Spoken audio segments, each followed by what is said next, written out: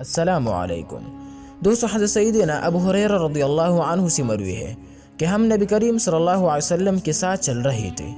ہمارا گزر دو قبروں کے پاس سے ہوا تو آپ علیہ السلام رک گئے، لہٰذا ہم بھی آپ کے ساتھ ٹھہر گئے۔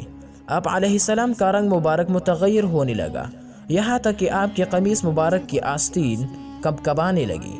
ہم نے عرض کیا، یا رسول اللہ صلی اللہ علیہ وسلم، کیا ماجرا ہے؟ ارشاد فرمایا، کیا تم بھی وہ آواز سن رہے ہو جو میں نے سنا؟ ہم نے عرض کی، آپ کیا سماعت فرما رہے ہیں؟ ارشاد فرمایا، ان دونوں افراد پر ان کی قبروں میں انتہائی سخت عذاب ہو رہا ہے، وہ بھی ایسے گناہ کی وجہ سے جو حقیر ہے، یعنی ان دونوں کے خیال میں حقیر تھا، یا پھر یہ کہ اس سے بچنا ان کے لیے آسان تھا۔ ہم نے عرض کی، وہ کون سا گناہ ہے؟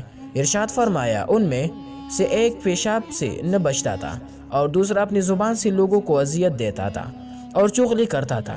پھر آپ علیہ السلام نے کھجور کے 2 ٹہنیاں منگوائے اور ان میں سے ہر قبر پر ایک ایک ٹہنی رکھ دی۔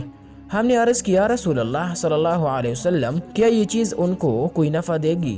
آپ علیہ السلام نے ارشاد فرمایا، ہاں، جب تک یہ دونوں ٹہنیاں تر رہیں گے ان سے عذاب میں تخفیف ہوتی رہے گی۔